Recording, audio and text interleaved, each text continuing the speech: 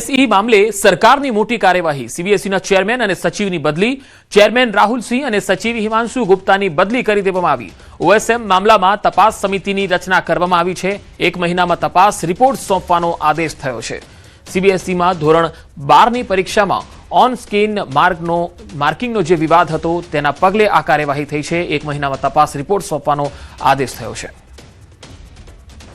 तो सीबीएसईના પુનઃમૂલ્યાંકન પોર્ટલ પર મોટો સાયબર હુમલો થયો। પ્રાપ્ત વિગતો અનુસાર સીબીએસઈના પુનઃમૂલ્યાંકન પોર્ટલ પર મોટી સંખ્યામાં વિદ્યાર્થીઓ પોતાની ઉત્તરવહીઓના પુનઃમૂલ્યાંકન માટે ઓનલાઈન અરજી કરી રહ્યા છે। આ દરમિયાન પોર્ટલ પર મોટા પાયે સાયબર હુમલાઓ થયા, પરંતુ આ હુમલાઓને સાયબર સુરક્ષા ટીમે નિષ્ફળ બનાવ્યા। આ પોર્ટલ હાલમાં એક સમયે 8000થી વધુ યુઝર્સને હેન્ડલ કરવા માટે સક્ષમ છે। મંગળવારે બપોરે 3 વાગ્યા સુધીમાં 16000થી વધુ વિદ્યાર્થીઓ સફળતાપૂર્વક પોતાની અરજી સબમિટ કરી ચૂક્યા હતા। બોર્ડે જણાવ્યું કે જેમ જેમ વિદ્યાર્થીઓની સંખ્યા વધી તેમ તેમ કેટલાક તોફાની તત્વોએ પોર્ટલની સેવાઓને પ્રભાવિત કરવા પ્રયાસ કર્યા। આ સિવાય 1 લાખથી વધુ વખત અનધિકૃત રીતે પોર્ટલની ફાઇલો સુધી પહોંચવાનો અને ડેટા ચોરવાનો પ્રયાસ પણ થયો। તાજેતરમાં થયેલા સાયબર હુમલામાં માત્ર 2 મિનિટની અંદર પોર્ટલ પર અંદાજે 15 લાખ હિટ્સ નોંધાયા હતા। ગોધરામાં ન્યૂઝ 18 ગુજરાતીના અહેવાલની ધારદાર અસર જોવા મળી। આનંદનગરથી સ્પોર્ટ્સ કોમ્પ્લેક્સને જોડતા ડાયવર્ઝન પર યુદ્ધના ધોરણે સમારકામ શરૂ કરાયું। ગત રાત્રે વરસાદી માહોલમાં ડાયવર્ઝનનું ધોવાણ થતા માર્ગ બંધ થઈ ગયો હતો। ન્યૂઝ 18 ગુજરાતી પર અહેવાલ પ્રસારિત થતા જ તંત્ર સફાળું જાગ્યું અને સમારકામ શરૂ કરી દીધું। આંતરિક માર્ગ બંધ થતા સોસાયટીના રહીશો સહિત 4 કિલોમીટર લાંબો ચક્રાવો કાપવાની ફરજ પડી હતી।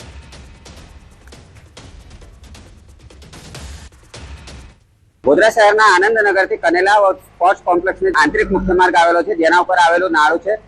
તેના ઉપર હાલ નવીન બાંધકામ કરવામાં આવી રહ્યું હતું, જેના ભાગરૂપે અહીંયા ડાયવર્ઝન આપવામાં આવ્યું હતું, પરંતુ ગત મોડી રાત્રે જે વરસાદ ખાબક્યો હતો જેમાં ડાયવર્ઝન ધોવાઈ જતા અહીંના રહીશોની કફોડી હાલત બની હતી। આપણે સીધા દ્રશ્યો બતાવીશ, આપ દ્રશ્યોમાં જોઈ શકો છો।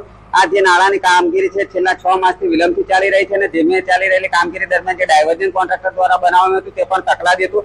સામાન્ય જ વરસાદમાં આ ડાયવર્ઝન ધોવાઈ જતા ગત મોડી રાત્રે આ ડાયવર્ઝન ધોવાઈ ગયું હતું, પરંતુ જે રીતે ન્યૂઝ 18 ગુજરાતીએ અહેવાલ પ્રસિદ્ધ કર્યો હતો જેને લઈને જિલ્લા કલેક્ટર દ્વારા તાત્કાલિક અસરથી જે સૂચના આપવામાં આવી હતી અને સંલગ્ન વિભાગ દ્વારા હાલ અહીંયા પાઇપ નાખી અને ડાયવર્ઝનનું સમારકામ કરવામાં આવ્યું છે। હાલ આપ જોઈ શકો છો માર્ગ બંધ કરી દેવામાં આવ્યો છે। અહીંયાની જો વાત કરવામાં આવે તો અહીંયા વૃત્તાલય વિહારમ મંદિર આવેલું છે, સાથે સાથે રાજપૂત સમાજવાડી આવેલી છે, સ્પોર્ટ્સ કોમ્પ્લેક્સ આવેલું છે, ઉપરાંત 15 થી 20 રહેણાંક સોસાયટીઓ છે એ પણ આવેલી છે, જેઓને હાલ 4 કિલોમીટર લાંબો ચક્કર કાપીને પોતાના ગંતવ્ય સ્થાને જવાની ફરજ પડી રહી છે।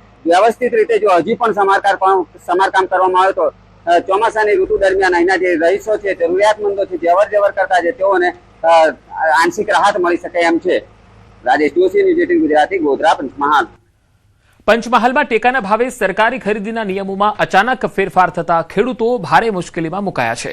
ઓનલાઈન રજીસ્ટ્રેશન કરાવી ચૂકેલા ખેડૂતો જ્યારે એપીએમસી ખાતે પોતાનો પાક લઈને પહોંચ્યા ત્યારે સરકારના નવા પરિપત્રથી તેમને મોટો ધ્રાસકો લાગ્યો। નવા નિયમ પ્રમાણે સરકારે ખરીદીની મર્યાદા નક્કી કરી, જેમાં મકાઈ માટે મહત્તમ 1500 કિલોગ્રામ, બાજરી માટે 2000 કિલોગ્રામ અને જુવાર માટે માત્ર 1000 કિલોની મર્યાદા સેટ કરાતા ખેડૂતો અટવાયા છે।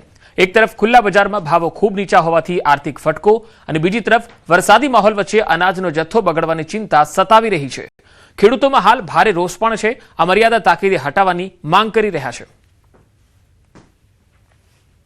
લઈને આવ્યા હતા એપીએમસીમાં, કાલે મેસેજ આવ્યો હતો 400 મણનો, અને અમારી મકાઈ સવારમાં તોલાઈ બી ગઈ 11 વાગે, અને અત્યારે બિલ બી મારું 67 કટ્ટા થયું ટોટલ, પણ એમાંથી બિલ બનતું નથી। બિલ 30 જ કટ્ટાનું બને છે, 37 કટ્ટા પાછા લઈ આવો એવું કહે છે ગોડાઉનમાંથી।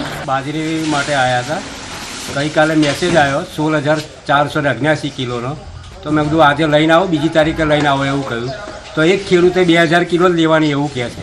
બસ બધી બાજરી લઈ રહી જ માગણી છે સરકારને। ટેકાના ભાવે સરકારશ્રીની મકાઈની ખરીદી ચાલતી હતી, પરંતુ સરકારશ્રીમાંથી પરિપત્ર આવ્યો છે કે ખેડૂત દીઠ 1500 કિલો મકાઈની ખરીદી કરવાની છે। તે આજથી મેસેજ તો થઈ ગયા હતા, પણ આજથી જે ખેડૂતો લઈને આવ્યા છે એની 1500 કિલો પ્રતિ ખેડૂત મકાઈ હું ખરીદી શકીશ, કેમ કે વેબસાઇટમાં બી અત્યારે જે આવે એપીવી પોર્ટલ છે ખેડૂતોનું, એના પર 1500 કિલોથી વધારેનું ખરીદી સિસ્ટમમાં બતાવતી નથી।